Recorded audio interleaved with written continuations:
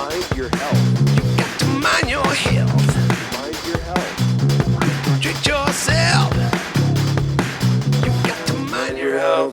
Welcome back. Today's episode of Mind Your Health, we're with Colleen Kowal, who's going to talk to us about therapy today, both couples and children. Colleen, tell us your story. Yeah, so thank you for having me. And it's really exciting to be here and share my work and my story. So I was, as Debbie knows, I was a teacher. She taught my son. Yes, I'm raising young man. And I love teaching. I've always loved teaching. And then I decided that I was going to get a master's in school counseling. And so I did that for about 15 years and loved it. I, though, was one of those counselors that didn't know how to leave the children at work. Shocking. I had a really difficult time with that. And so I began to see this pattern in my own life. I was divorced. My family, my parents were divorced. And I had so much exposure to these children who were suffering as a result of divorce, even when the parents did their very best. It wasn't about bad parenting. But so anyway, my experience seeing that, I just thought to myself, what do I really want to do that can make a difference? And I had gone to an Imago couples weekend called Getting the Love You Want.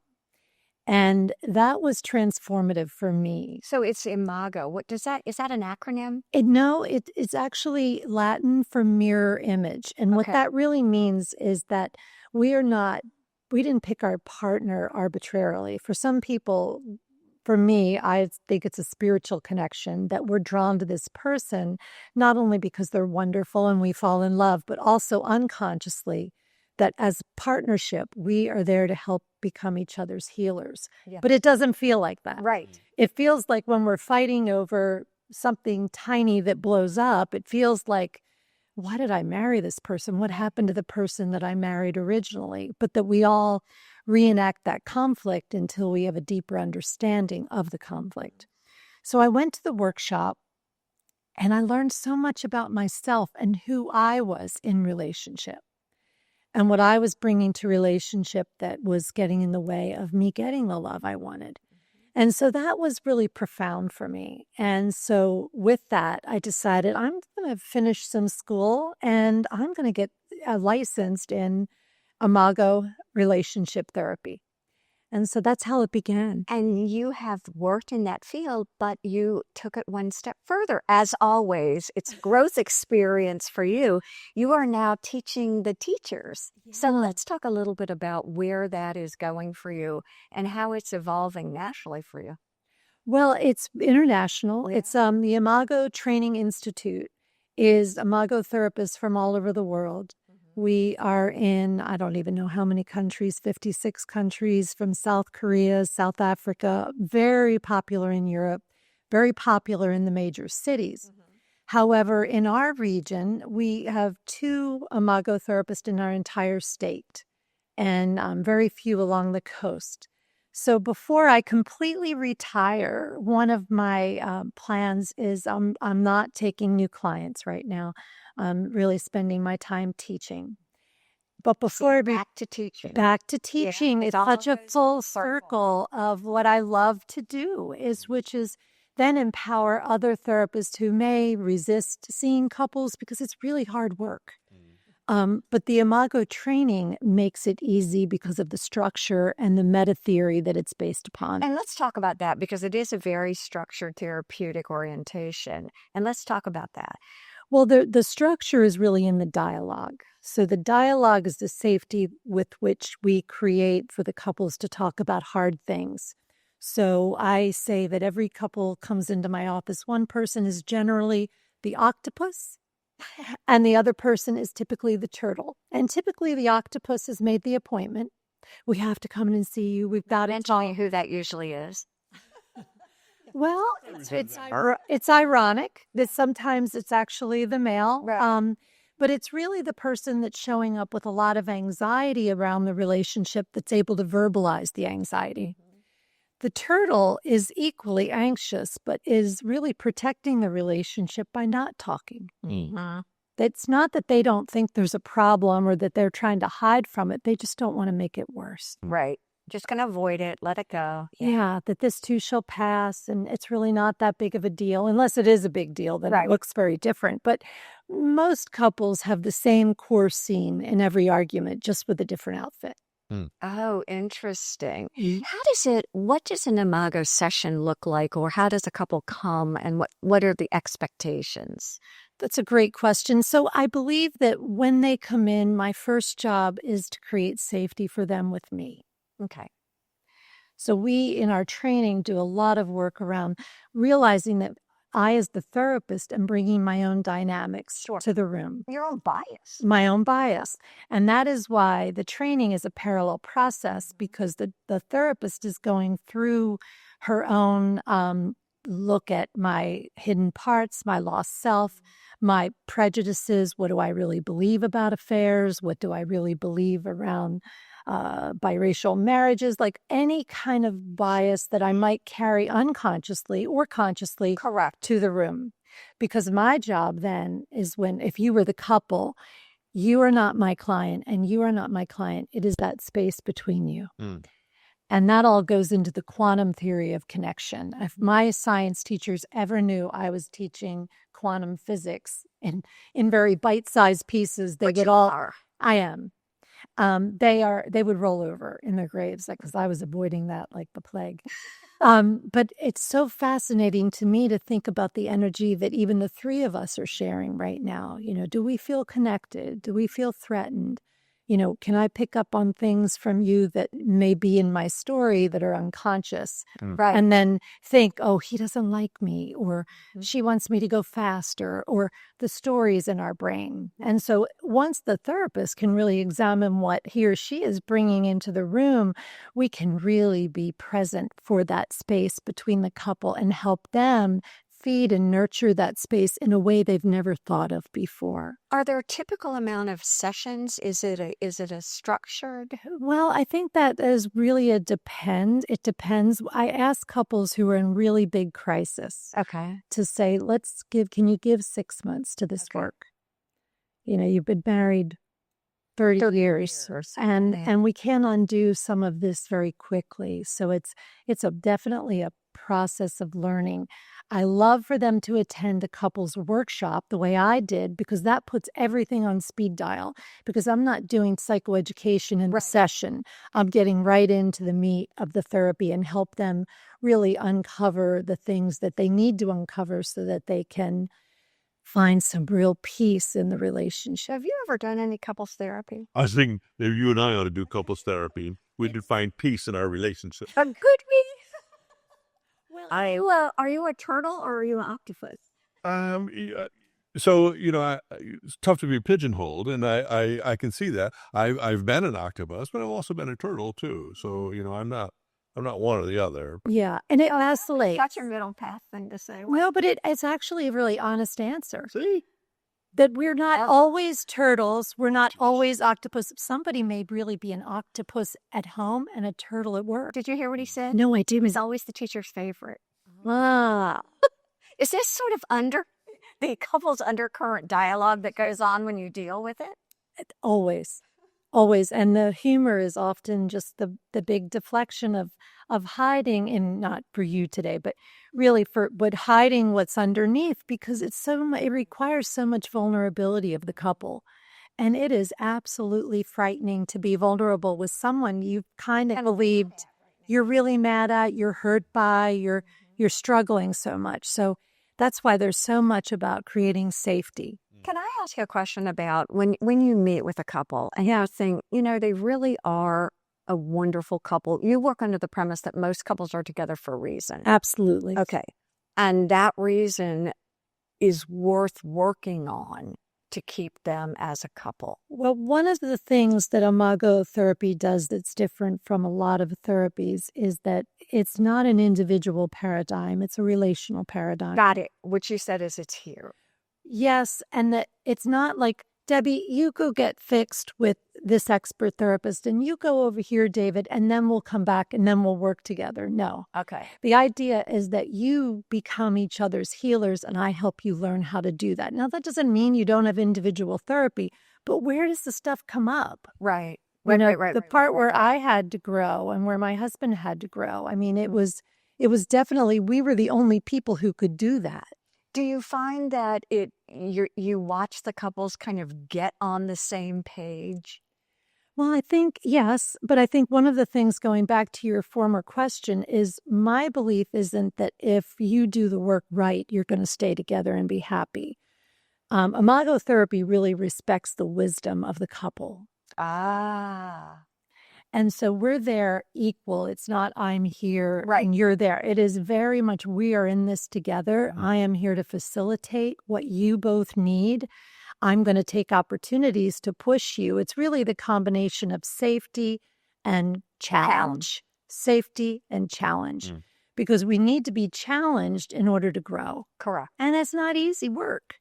So what I say to couples who are really, maybe one person is on the fence, maybe after an affair, is, can you be willing to, you can commit to doing couples work if you're all ready to do that. Okay. You can commit to discernment work, meaning let's uncover what's possible. Is there a new marriage within this marriage that can begin? Okay. Or is this really something that one of you is really just, you've run out of steam, you don't want to give anymore?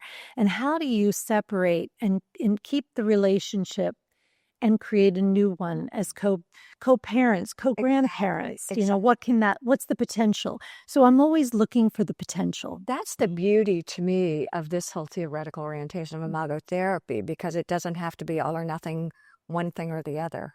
And it's not, we're not diagnosing people. Right.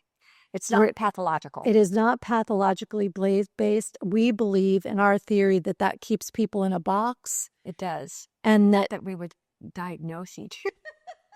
Far be it from me. Yeah, fair. Nail you into a box, man. Well, I mean, I think many people have to diagnose because of insurance purposes. And if I have to put something down, I mean, I do. Right. Because there's always something that we could say it's adjustment disorder. Or you're on medication for depression or anxiety, so we use that disorder so that you can get money back. But honestly, it's not my framework for people. I think people are mostly normal and they're struggling. We have an empty nest. What do we do now? Exactly. I've kind of forgot who we were without children, or we just retired and it's supposed to be so happy.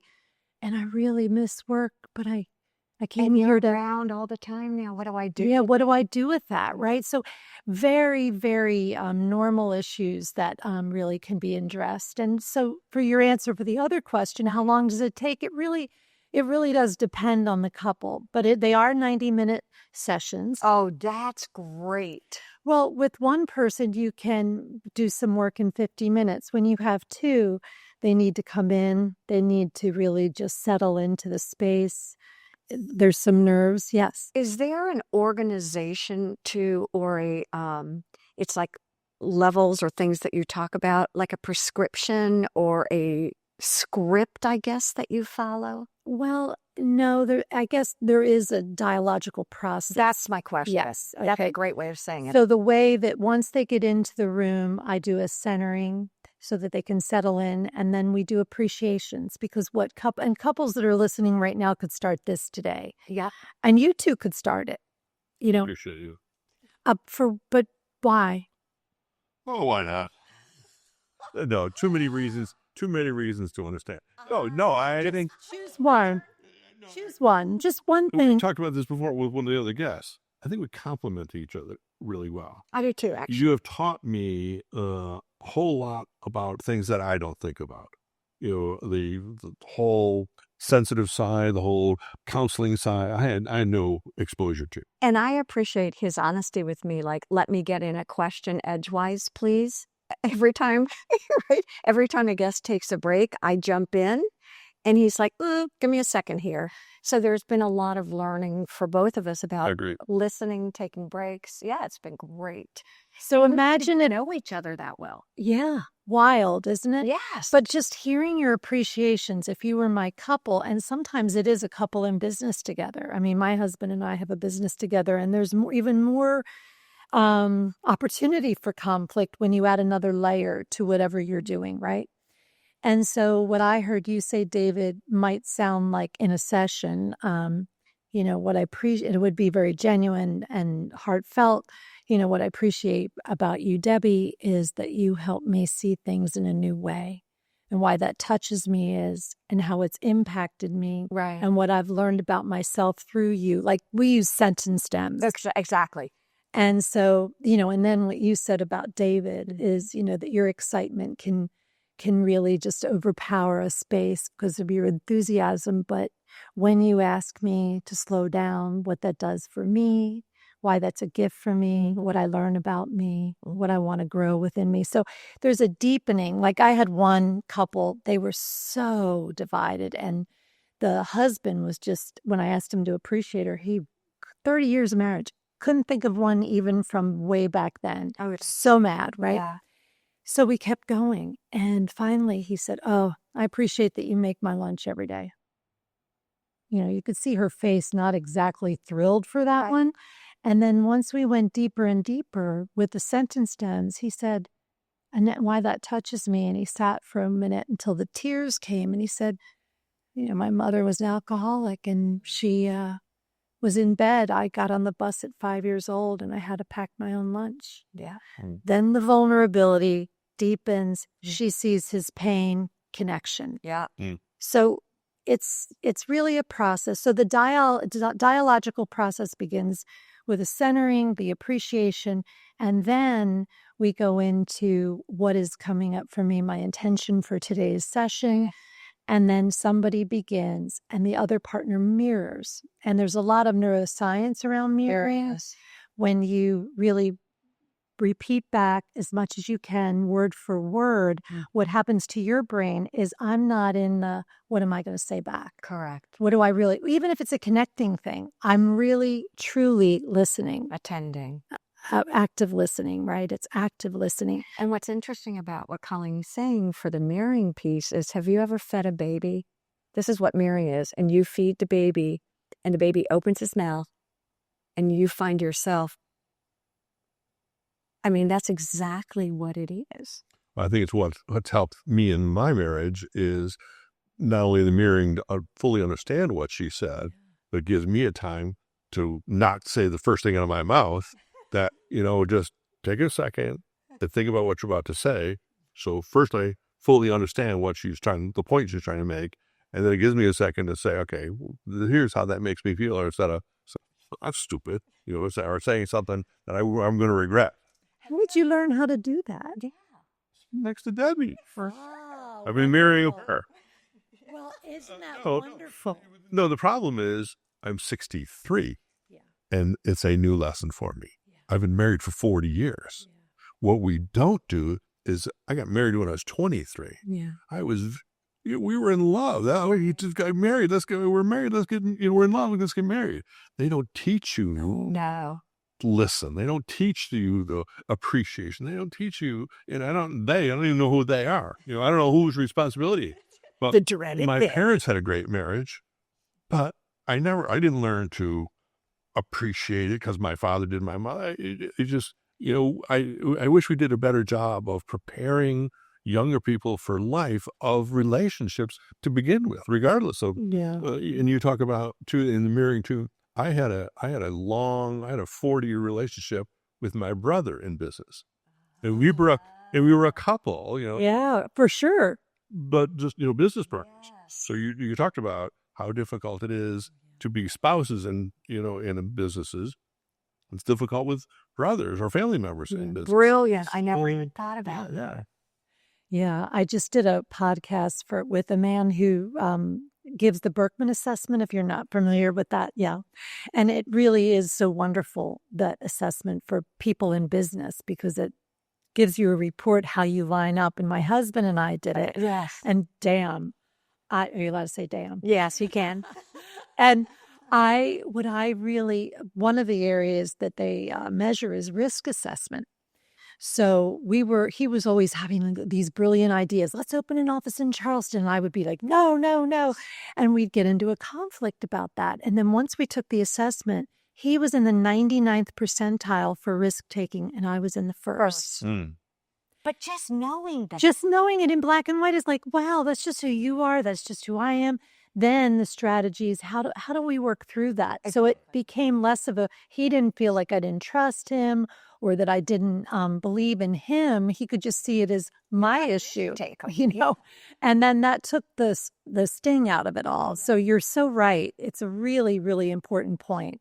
That would be a fun test to give to people. That's a fun assessment. And it's great for career guidance and kids. It's amazing. So Kevin's certified in that. I love that. Well, it's fun talking to you. I think we could sit here and talk all afternoon, but we'll have to have you back again. Again, Colleen Kowal, talking about Imago therapy. It's so great to see you. It's so great. And could I add to teacher? Yeah, and just one thing, if people are interested anywhere you live, Imago Relationships Work. Okay.